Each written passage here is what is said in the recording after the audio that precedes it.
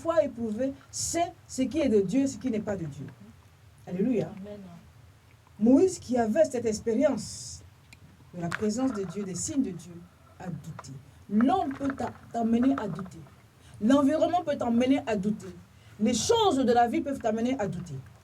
Mais Dieu ne revient jamais sur ce qu'il a promis. Alléluia. Dieu ne se repentit pas de ses promesses.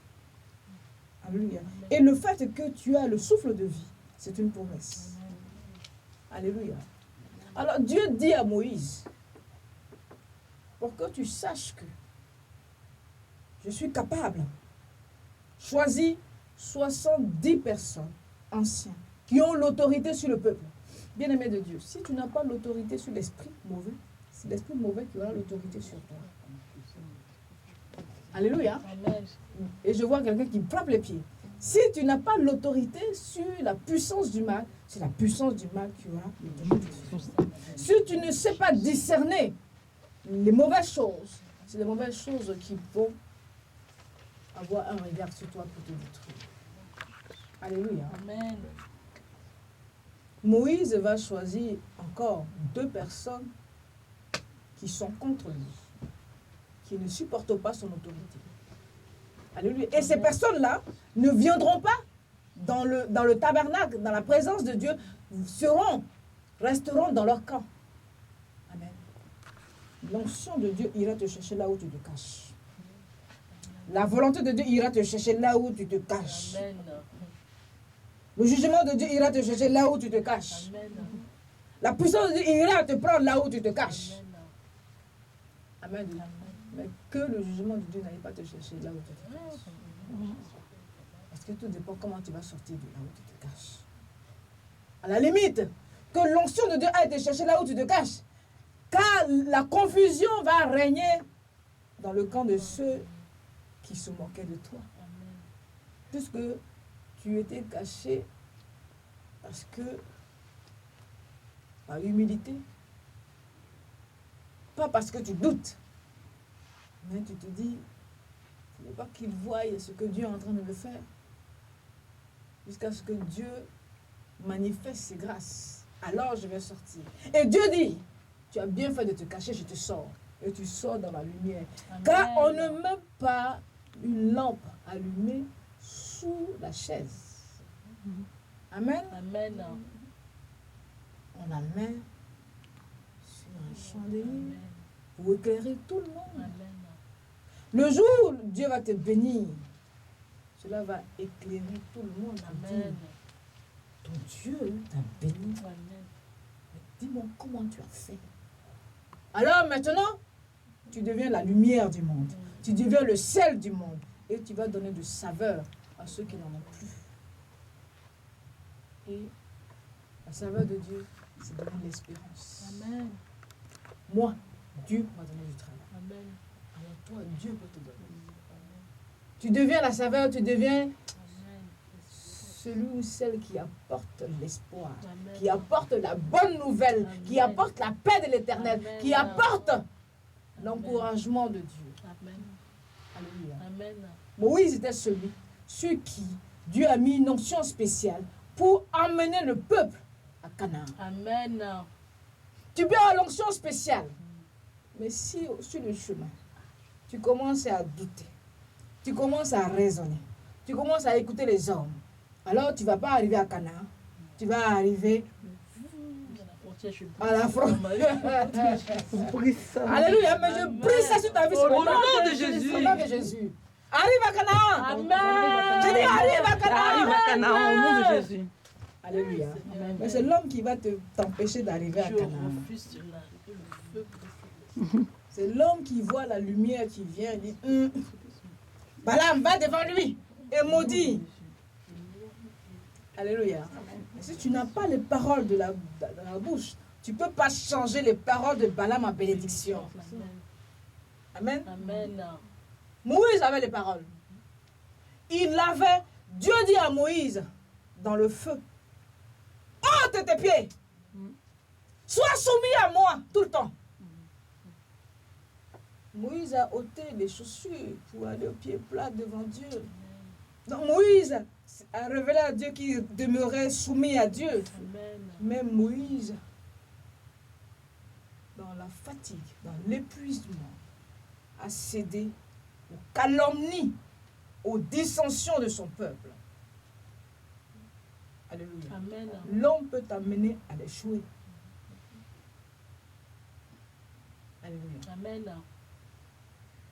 Comme Dieu est fidèle et ses grâces ne t'arrivent pas, son plan, on peut troubler le plan de Dieu dans ta vie, mais on ne peut pas ôter le plan de Dieu dans ta vie.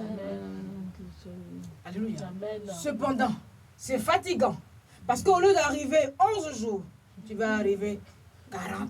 Je refuse ça dans ma vie. Alléluia. Amen. Mais Dieu dit, non, arrive 11 jours. Amen. Jour. Amen. Alors cherche à me connaître. Amen. Comme le Seigneur voulait que Moïse réussisse et ait de l'autorité devant le peuple, il dit, amène-moi 70 personnes. Encore les émotions de Moïse. Les émotions. Il a choisi Eldad et Mérad. Les personnes qui ne veulent même pas de son autorité. Ceux-là vont dire, on ne va pas à sa convocation. On ne va pas là-bas, qu'est-ce qu'il veut de nous? Ils sont restés dans leur camp. Et l'Esprit de Dieu est allé les chercher. Ils ont commencé à prophétiser Amen. dans leur propre camp. Amen. Alléluia. C'est de la bouche de celui qui décalme, Dieu a sorti la vérité sur toi. Amen. Alléluia. C'est de la bouche de celui qui dit que tu n'es pas de Dieu, c'est de sa bouche que Dieu va prophétiser que tu es. Amen. Et ils ont commencé à prophétiser. C'est un enfant. Dieu dit, c'est de la bouche des enfants à la mamelle que la voix sortira fils de David. Amen. Et c'est un enfant qui allait dire à Moïse que ces deux personnes la prophétisent dans leur camp. Mais le Seigneur dit, et ils ne continuèrent pas. C'est-à-dire que c'est un signe pour dire à Moïse que voici ce que je suis capable de faire. Amen. Et l'onction peut être déterminée. Dieu a descendu une onction spéciale pour qu'ils prophétisent. Amen. Il a déversé son esprit sur eux et ils ont commencé à prophétiser. C'est-à-dire à adorer Dieu. Dieu voulait que son peuple l'adore. Dieu avait besoin que son peuple l'adore avant de descendre les oiseaux. Amen. Amen.